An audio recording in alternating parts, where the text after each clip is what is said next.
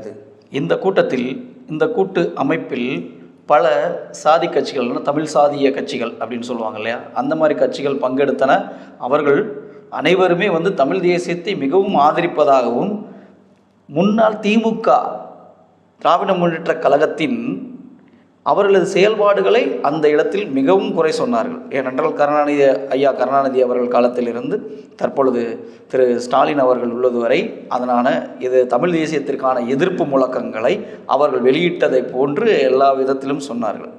அதையும் தாண்டி இன்று இருக்கின்ற திரு செந்தமிழன் சீமான் அவர்கள், வானா கௌதமன் அவர்கள், பாட்டாளி மக்கள் கட்சி ராமதாஸ் ஐயா அவர்கள், திரு விசிகாவின் பொதுச் செயலாளர் திரு திருமாவளவன் அவர்கள், இது போன்றவர்கள் தமிழ் தேசியத்தை தூக்கி பிடிக்கின்றனர். ஆனால் அந்த கூட்டத்தில் ஏன் பங்கு கொள்ளவில்லை? இது என்னுடைய கேள்வி. நிச்சயமாக இது ஒரு நல்ல கேள்விதான். காரணம்,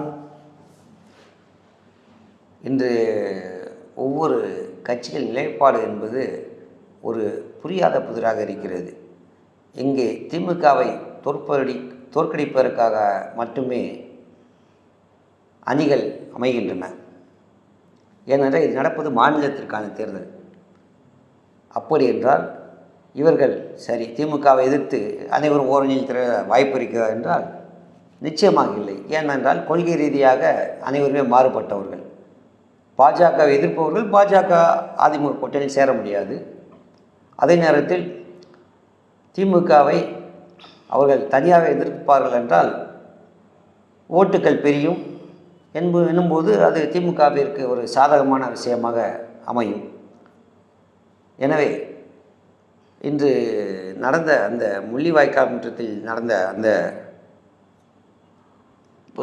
பொதுக்கூட்டத்தில் அவர்கள் கலந்து கொள்ளாது ஒன்றும் எனக்கு வியப்பாக தெரியவில்லை. ஏனென்றால் இது ஈழத்தமிழர்களுக்கான ஒரு பார்வையாக பார்க்கவில்லை. காலம் கடந்து விட்டது, நீ என்ன செய்ய முடியும் என்று ஒவ்வொரு கட்சிகள் நினைக்கிறார்கள்.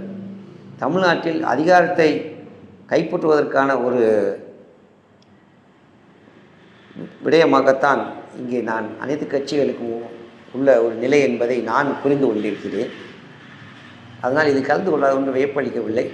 ஆனால் தமிழ் தேசிய தலைவர்கள் அனைவரும் ஒருங்கிணைந்து ஒரு கூட்டமைப்பை உருவாக்கினார்கள் என்றால் தமிழக மக்களுக்கு அது ஒரு மிகப்பெரிய ஒரு ஒரு ஒரு ஆறுதலாகவும் அதே நேரத்தில் தமிழக மக்களுக்கான ஒரு மிகப்பெரிய ஒரு பேர் உதவியாக ஒரு தமிழக மக்களின் என்ன குமுறல்களாக அது வெளிப்பட வாய்ப்பு இருக்கிறது. ஆனால் அதற்கான சாத்தியக்கூறுகள் இருப்பதாக தெரியவில்லை. அது போன்ற தலைவர்களும் இன்று மிக சொற்பமாகவே இருக்கிறார்கள்.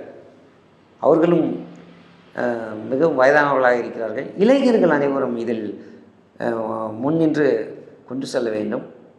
எனவே இதுக்கு தற்போது காலம் போதுமானது இல்லை.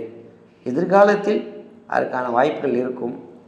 ஸோ அது இந்த நேரத்தில் நாம் எப்படி இதை புரிந்து கொள்வது என்பது மிகவும் கடினமான ஒரு விடயம்தான். ஆகவே தங்களது கருத்துக்கள் பிரகாரம் முள்ளிவாய்க்காலில் நடைபெற்ற இத்தனை நிகழ்ச்சிகளும் தமிழ் தேசியத்தை உருவாக்குவதற்காக இருக்கட்டும், இளைஞர்கள் இன்னும் அதை முன்னெடுக்க வேண்டும் என்பது தங்களது கருத்து. எனவே முள்ளிவாய்க்கால் முற்று பெறட்டும், தமிழ் தேசியம் ஓங்கி வளரட்டும். எங்களது சேனலுக்காக தங்களது கருத்துக்களை பதிவிட்டமைக்காக மிக்க நன்றி தெரிவித்துக் கொள்கிறோம். நன்றி, வணக்கம். வணக்கம் கவிஞரே.